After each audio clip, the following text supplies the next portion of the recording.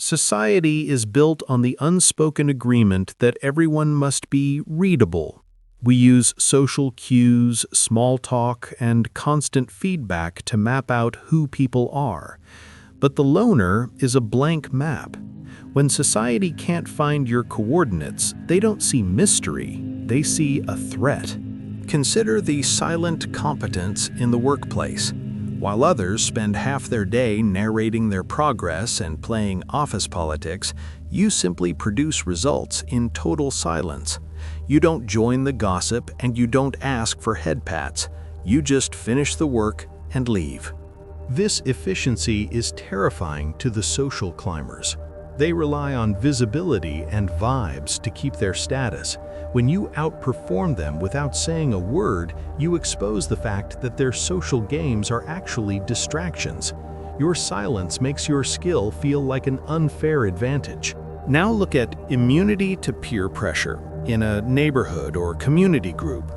The local board or a group of neighbors is pushing for a specific project that everyone else is nodding along to, just to avoid conflict.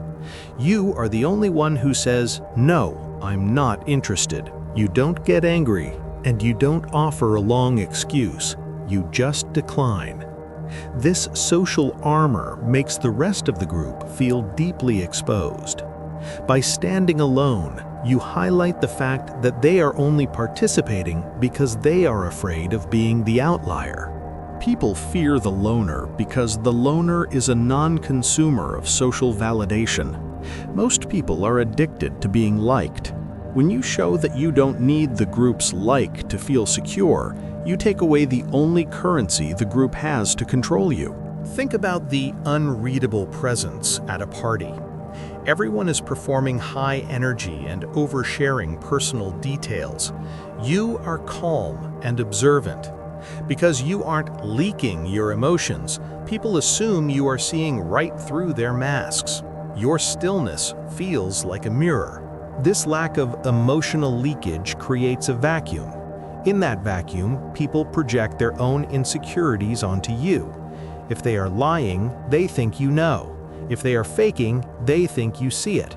You aren't doing anything, but your presence forces them to face themselves. Ultimately, society is intimidated because you are self-sourced. You have found a way to generate your own peace and your own direction without the help of the collective. To a world that is terrified of being alone, your comfort in isolation looks like a superpower. The intimidation factor of silent competence is a direct strike against the modern performative work culture. In most professional environments, value is often confused with volume. The person who speaks the loudest in meetings or sends the most emails is often perceived as the most productive, even if their actual output is minimal. When a loner enters this environment and focuses purely on the core task without the social wrapper, they disrupt the entire hierarchy. You aren't playing the game of perception, which means you can't be managed through praise or influenced through office drama. This makes your colleagues and superiors feel a profound sense of instability. They realize that if the metric of success shifted from social engagement to actual results, they would be in trouble. They fear your silence because it acts as a boring machine that cuts through the fluff of their daily performance. You are the baseline of reality in a room full of marketing, and that is an incredibly intimidating position to hold. When you exhibit immunity to peer pressure in a community setting, you are effectively breaking the social contract of compliance. Most community groups, whether they are hobby clubs, neighborhood associations, or school boards, run on a faux consensus. People agree to things they don't like simply because the cost of disagreement feels too high. They fear the side eye, the group chat gossip, and the cold shoulder. When you, as a loner, decline to participate in a group initiative with a simple, unbothered no, you are showing everyone else that the cost is actually zero. You are proving that the social monsters they are afraid of are actually made of paper. This makes you a dangerous element to the group leader or the alpha of the pack. If people start following your lead and realizing they don't have to comply, the alpha's power evaporates instantly. They don't hate your no because of the project, they hate it because it's contagious. If this resonates with you, consider subscribing to support more deep dives into the mechanics of social independence. The unreadable presence is a psychological black hole for the performative ego. Most social interactions are based on transactional feedback. I smile, you smile back. I tell a joke, you laugh. This feedback loop tells us that we are doing a good job at being human. The loner who remains neutral and observant stops the loop. When you don't provide the expected reaction, the other person's ego begins to starve. They start to work harder to get a rise out of you, over-explaining their stories or exaggerating their emotions. When you still don't bite, they descend into a state of paranoia. They assume your silence is a judgment. They fear that you are analyzing them, finding their flaws and cataloging their insecurities. In reality, you might just be thinking about your dinner, but because you haven't shared your internal state, they are forced to fill the silence with their own inner critic. You have become a psychological mirror, and most people are terrified of what they see when the social music stops playing. Societal intimidation often stems from the loner's resilience to exile. In evolutionary terms, exile meant death. This ancient programming is why people are so desperate to belong, even to groups they don't actually like. They are evolutionary hostages to the pack. The loner, however, has rewired their brain through the practice of solitude. You have proven to your nervous system that being alone is safe. This makes you immune to the ultimate weapon of society. If the group threatens to kick you out, you simply shrug and walk away. This lack of fear is seen as a defect by the group, but it is actually a sovereign strength. It means you are the only one in the room who is there voluntarily. Everyone else is there because they are scared to be elsewhere. This presence by choice gives you a gravitas that the performers can never achieve. They fear you because you are unleashable. You are the wild variable in a world that is obsessed with domestication. The comfort in isolation is perhaps the most existential threat a loner poses to the collective. Most of modern society is built as a distraction from the self. We have constant notifications, endless entertainment, and a social calendar designed to ensure we never have to spend 5 minutes alone with our own thoughts. When society sees a loner who is genuinely happy in their own company, traveling alone, dining alone, or just sitting in a park without a phone, it invalidates their entire strategy of distraction. It forces them to ask, why am I running so hard to avoid myself if that person is perfectly fine in the silence? Your peace is an indictment of their chaos. They try to pity you or call you lonely as a way to protect themselves from the truth. They need to believe that you are suffering so they can feel successful in their frantic togetherness. By remaining unbothered, you are holding up a sign that says, the exit is right here, and for those who are addicted to the noise, that is the most intimidating message of all. The dark psychology of intimidation lies in the loner's informational sovereignty. In any group, information is power. People trade secrets, vibe check each other, and socially map the hierarchy to find out who is up and who is down. The loner is an information neutral zone. You don't leak your plans, you don't gossip about your status, and you don't ask for updates on others. This lack of data makes it impossible for social engineers to optimize you. They can't nudge you in a certain direction because they don't know what directs you. They can't incentivize you with clout because you don't value it. This transparency gap makes you untouchable by the manipulators of the world. They fear you because you are opaque.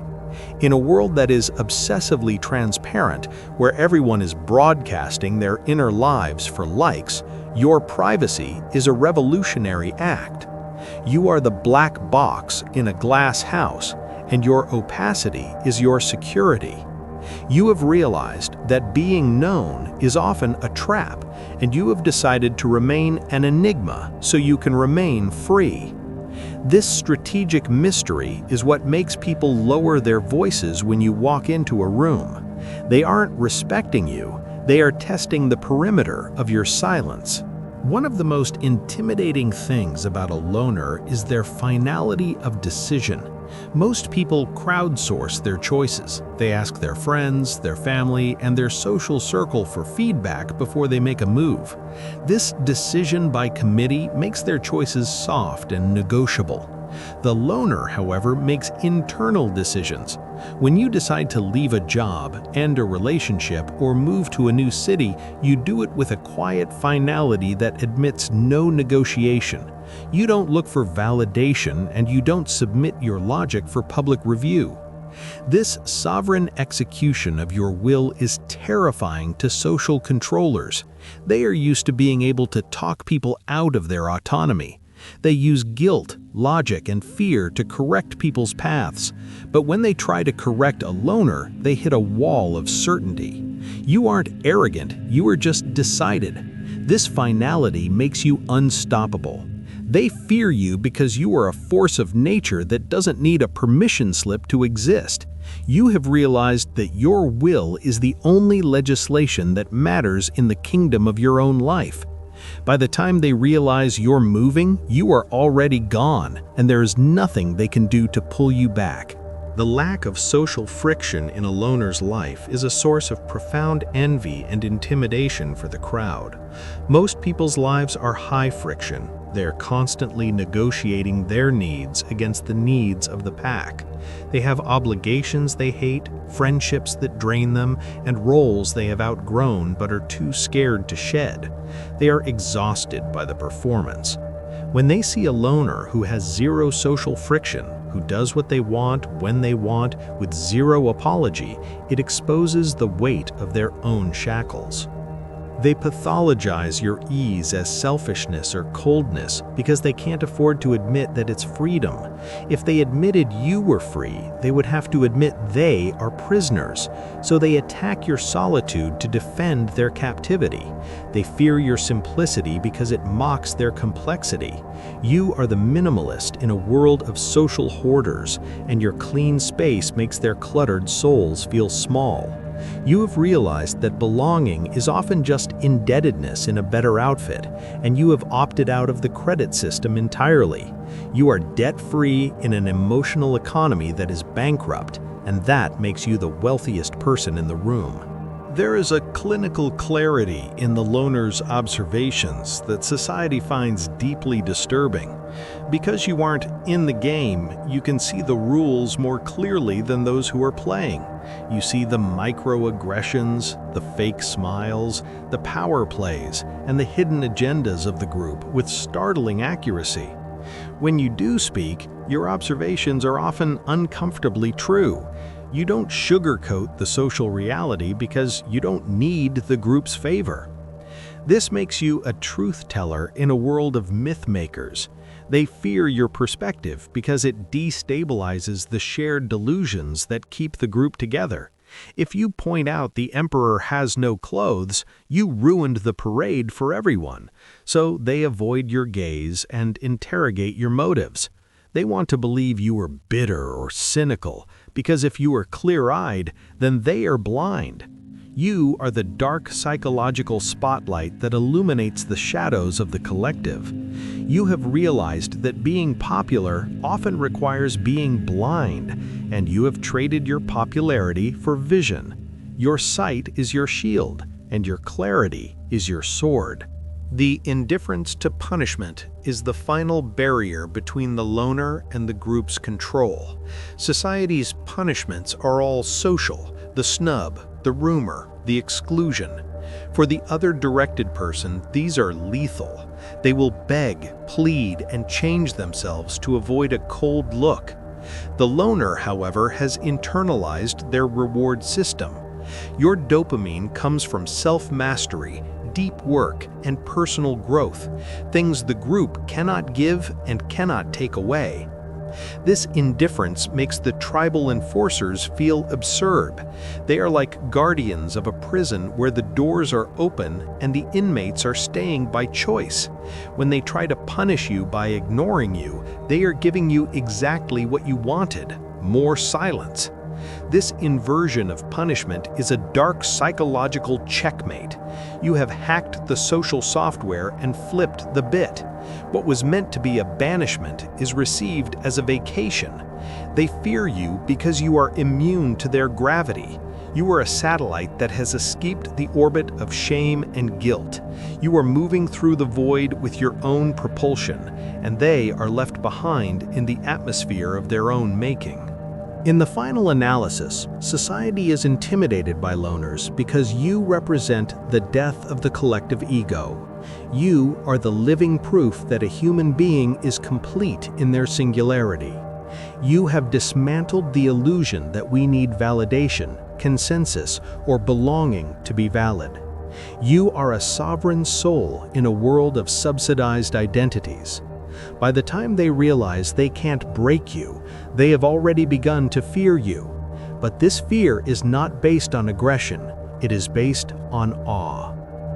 You have found the center of the silence and claimed it as your territory. You have reached the state of total psychological autonomy. You don't owe the world an explanation for your stillness. You are the author of your unwritten future, and the interrogators and manipulators are just shadows on the periphery of your light. Don't look at their intimidation with pride. Look at it with compassion, but do not yield your ground. Stay in your stillness, stay in your mystery, and remember, the world only has power over you if you believe in their value system. If you stand in your own truth, you are the only authority that matters. You are the ghost in the machine who has learned to speak silence, and in that silence, you are finally, truly free. The next time you feel the room go quiet when you enter, or you see the subtle flinch of someone trying to read your neutral expression, recognize it for what it is. It is the tribute that chaos pays to order. It is the sound of a world that is terrified of the self-sufficient. Your ability to exist without their noise is the most confrontational thing you can do. You are a walking reminder that the crowd is a choice, not a prison. Don't lower your gaze to make them comfortable. Stay in your center, hold your silence, and let your presence be the question they can't answer. You have already won the only war that matters, the war for the right to be yourself.